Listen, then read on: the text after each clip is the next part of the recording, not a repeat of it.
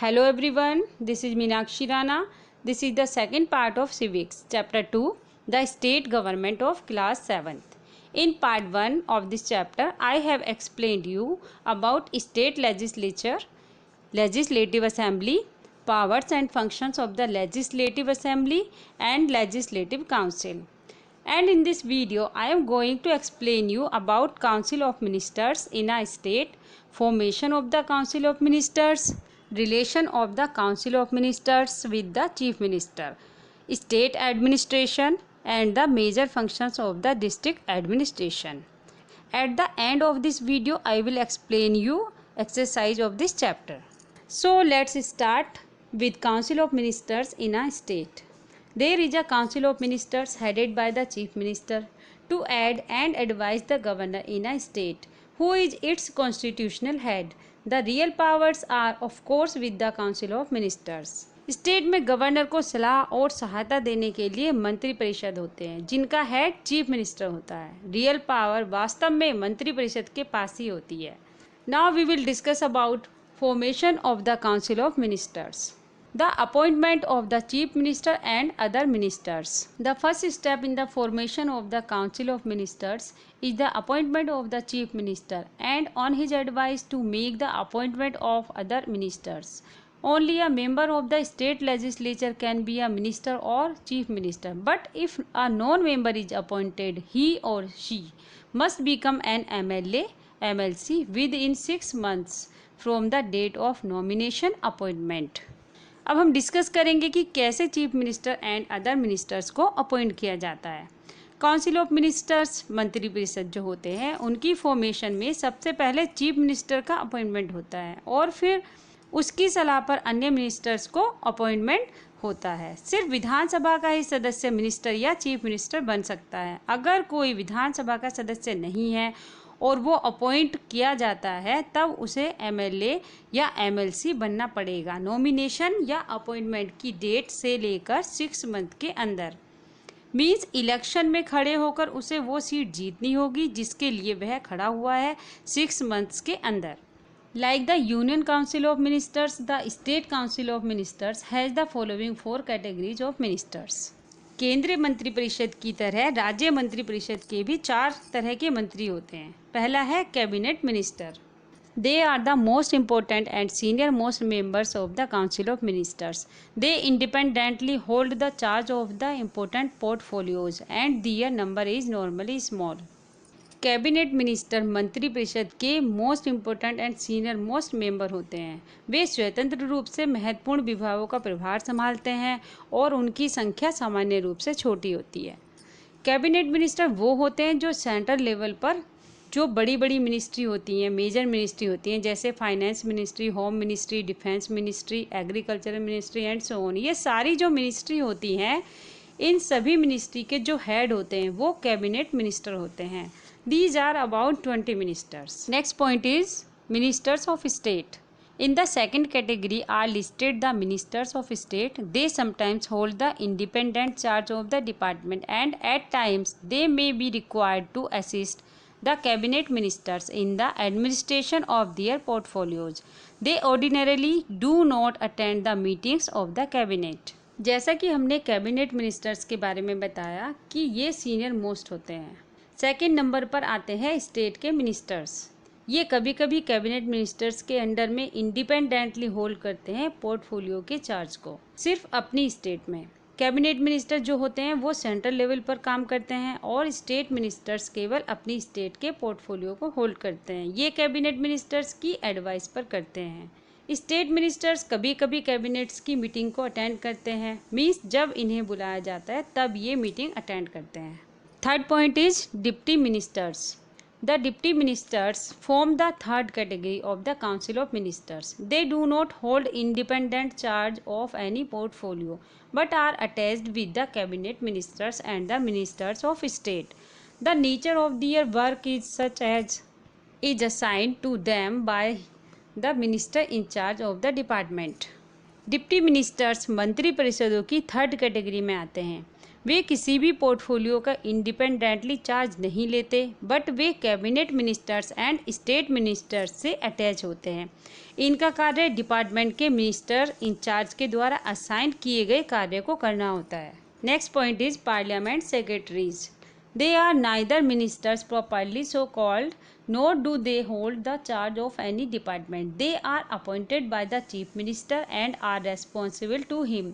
Their chief functions is to do the functions authorized by the chief minister. Way ministers नहीं होते और ना ही किसी डिपार्टमेंट का चार्ज संभालते हैं। वे चीफ मिनिस्टर द्वारा अपॉइंट किए जाते हैं और जो भी कार्य चीफ मिनिस्टर उन्हें देता है वो ही कार्य करते हैं। Next is term of office. In the constitutional terminology, the ministers remain in office during the pleasure of the governor. But under the parliamentary system, the ministry is collectively responsible to the state legislative assembly, and it has to resign from office when it loses the confidence of the assembly any time before 5 years. This is the usual or normal term of both the assembly and the ministry. संवैधानिक शब्दावली में राज्यपाल की प्रसन्नता के दौरान मंत्री पद पर बने रहते हैं, बट संसदीय प्रणाली के अंडर मंत्रालय राज्य विधानसभा के लिए सामूहिक रूप से रेस्पॉन्सिबल हैं और इसे 5 ईयर्स से पहले कभी भी विधानसभा का विश्वास खो देने पर ऑफिस से रिजाइन देना होगा। यह विधानसभा और मंत्रालय दोनों का ही नॉर्मल टर्म होता है। Now we will discuss about relationship of the Council of Ministers with the Chief Minister. Chief Minister's unique position. In order to understand the relationship of the Council of Ministers with the Chief Minister, we must first of all realize that the Chief Minister. अब हम discuss करेंगे कि मुख्यमंत्री का मंत्रिपरिषद के साथ कैसा रिलेशन होता है। मुख्यमंत्री के साथ मंत्रिपरिषद के संबंधों को समझने के लिए हमें सबसे पहले यह रियलाइज़ करना चाहिए कि राज्य सरकार में चीफ मिनिस्टर सबसे पावरफुल होते हैं। उनकी पोजीशन यूनिक होती है। वह मंत्रियों के कैप्टन होते हैं।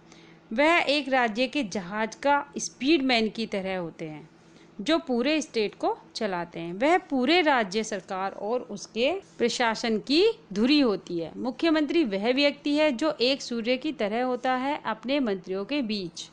चीफ मिनिस्टर के पास सर्वश्रेष्ठ legislative, executive, financial and administrative powers होती हैं। किसी भी मिनिस्टर की तुलना उनके साथ नहीं की जा सकती। The functions and powers of the chief minister can be divided under the following headings. अब हम चीफ मिनिस्टर के कार्यों और शक्तियों के बारे में बात करेंगे। First is formation of the council of ministers. After his own appointment the chief minister prepares the list of other ministers and presents this list to the governor for his approval. He is absolutely free to include any person in his council of ministers and the approval of the governor is just a formality. मंत्रिपरिषद का गठन। अपनी खुद की नियुक्ति के बाद मुख्यमंत्री अन्य मंत्रियों की लिस्ट तैयार करते हैं और इस लिस्ट को राज्यपाल के पास भेज देते हैं अप्रूवल के लिए। चीफ मिनिस्टर किसी भी व्यक्ति को अपने मंत्रिपरिषद में शामिल करने के लिए बिल्कुल फ्री होते हैं और गवर्नर का अप्रूवल एक फॉर्मेलिटी होती है बस। Next point, distribution of portfolios. The chief minister distributes the portfolios among the ministers on the basis of the efficiency and significance of the ministers and can reshuffle their portfolios. Distribution of portfolios means विभागों का वितरण। Chief minister मंत्रियों की दक्षता और importance के आधार पर मंत्रियों के बीच पोर्टफोलियोज को डिस्ट्रीब्यूट करते हैं और उनके पोर्टफोलियो को रीशफल भी कर सकते हैं। Third point is reorganization of council of ministers. The chief minister reorganizes the council of ministers from time to time. He can induct the able ministers into the cabinet and can remove the inefficient ministers from the council of ministers. मंत्रिपरिषद का पुनर्गठन। Chief minister समय समय पर मंत्रिपरिषद को reorganise करते रहते हैं। वह योग्य मंत्रियों को मंत्रिपरिषद में शामिल कर सकते हैं और जो मंत्री ठीक से काम नहीं करते उन मंत्रियों को मंत्रिपरिषद से रिमूव भी कर सकते हैं। Next point is link between governor and council of ministers. राज्यपाल और मंत्रिपरिषद के बीच संबंध। The Chief Minister acts as a link between the Governor and the Council of Ministers. He keeps the Governor informed of decisions of the Council of Ministers and communicates the advice of the governor to the council of ministers. Chief minister governor और मंत्रिपरिषद के बीच एक कड़ी के रूप में कार्य करते हैं।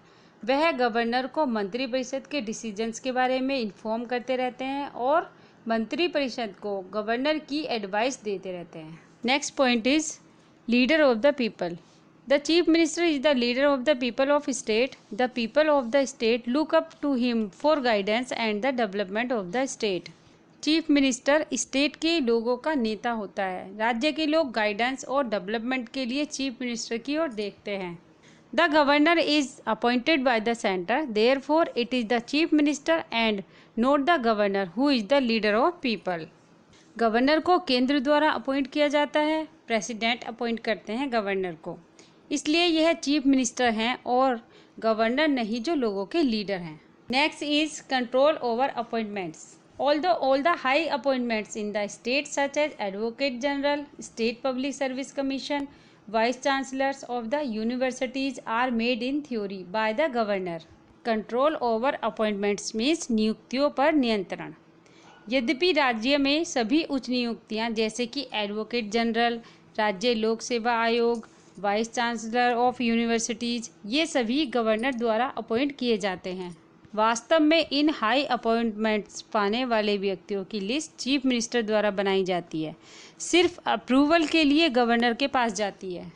इतना ही नहीं, गवर्नर के अपॉइंटमेंट में भी प्रेसिडेंट उस स्टेट के चीफ मिनिस्टर से सलाह लेते हैं जिस स्टेट का गवर्नर अपॉइंट हो रहा हो। Next point is control over finance, वित्त पर नियंत्रण। The finance minister prepares the finance bill according to the wishes and liking of the chief minister and introduces the same in the legislature. Finance minister chief minister की इच्छा और पसंद के अनुसार finance bill तैयार करते हैं और विधानमंडल में उसी का परिचय देते हैं। Now we will discuss about position of the chief minister. The chief minister is the most important official in the state and occupies the same position as occupied by the prime minister at the center. Chief minister state का सबसे important अधिकारी होता है। जैसे centre में prime minister होते हैं वैसे ही स्टेट में चीफ मिनिस्टर होता है। चीफ मिनिस्टर की इच्छा के विरुद्ध स्टेट में कोई कार्यवाही नहीं की जा सकती। उनका एक इम्पोर्टेंट रोल है फॉर्मेशन ऑफ द मिनिस्ट्री में, और जो मंत्रियों को पोर्टफोलियोज़ का डिस्ट्रीब्यूशन होता है उसमें भी वह पोर्टफोलियोज़ को रिशफल कर सकते हैं और वास्तव में मुख्यमंत्री कैबिनेट की लाइफ को नियंत्रित करते हैं। वह किसी भी मंत्री को डिसमिस कर सकते हैं, उनके इस्तीफे को पूरे मंत्रालय का इस्तीफा माना जाएगा। वास्तव में मुख्यमंत्री एक धुरी हैं जिसके चारों ओर पूरा मंत्रिपरिषद प्रशासन घूमता रहता है। नेक्स्ट इज स्टेट एडमिनिस्ट्रेशन, राज्य प्रशासन। We have studied that it is the chief minister and his council which takes all policy decisions. Now the question is who executes all the policies of the state government. अभी तक हमने पढ़ा chief minister और उनके मंत्रिपरिषद के बारे में, उनकी पॉलिसीज़ के बारे में जो सभी फैसले लेती है। अब क्वेश्चन यह है कि स्टेट गवर्नमेंट की सभी पॉलिसीज़ को कौन एग्जीक्यूट करता है। जिला प्रशासन की इम्पोर्टेंट यूनिट होता है। डिस्ट्रिक्ट के द्वारा ही लोग डायरेक्टली गवर्नमेंट के कॉन्टैक्ट में आते हैं। लोग अपनी कंप्लेंट्स जिला प्रशासन के पास ले जाते हैं और यह जिला प्रशासन है जो उनकी प्रॉब्लम्स को स्टेट गवर्नमेंट के पास ले जाते हैं। इसलिए जिला प्रशासन को प्रशासन की बैकबोन कहना गलत नहीं होगा। यह डिस्ट्रिक्ट एडमिनिस्ट्रेशन ही है जो सेंटर एंड स्टेट्स द्वारा की गई विकास योजनाओं को लागू करता है। इसलिए जिला प्रशासन के डेवलपमेंट के आधार पर प्रशासन का डेवलपमेंट किया जा सकता है, क्योंकि लोअर लेवल पर पूरा प्रशासन जिला प्रशासन के चारों ओर घूमता है। Now we will discuss the major functions of the district administration. जिला प्रशासन के मुख्य कार्य। First is district administration maintains law and order in the district and gives punishment to those who disobey the orders of the government. जिला प्रशासन जिले में कानून व्यवस्था बनाए रखता है और सरकार के ऑर्डर्स का पालन करता है, और जो इन गवर्नमेंट के ऑर्डर्स को डिसओबे करता है उसे सजा देता है। Second point is it collects the various taxes levied by the government and deposits the same in the treasury.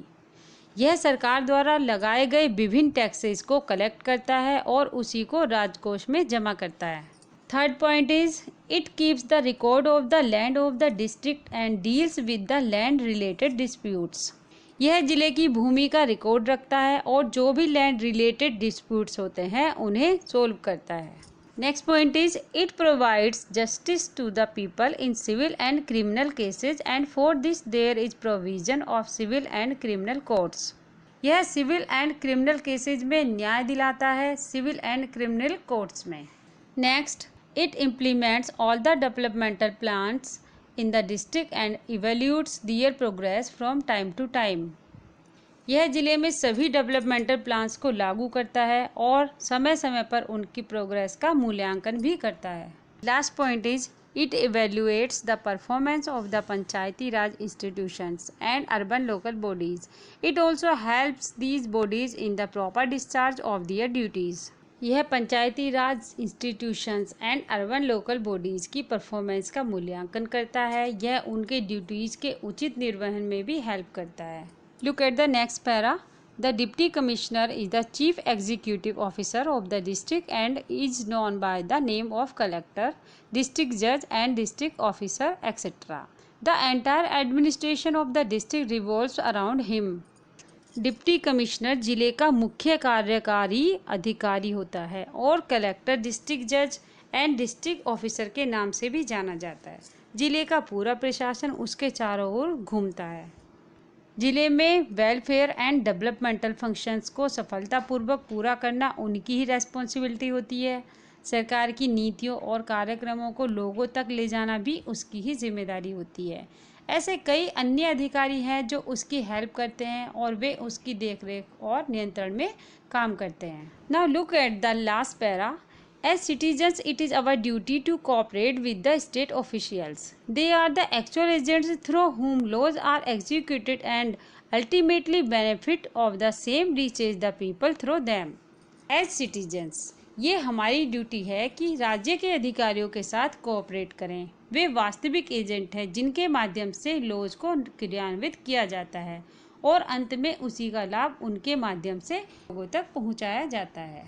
Now look at the exercise of this chapter. Here is fill in the blanks. First is India is a federal state.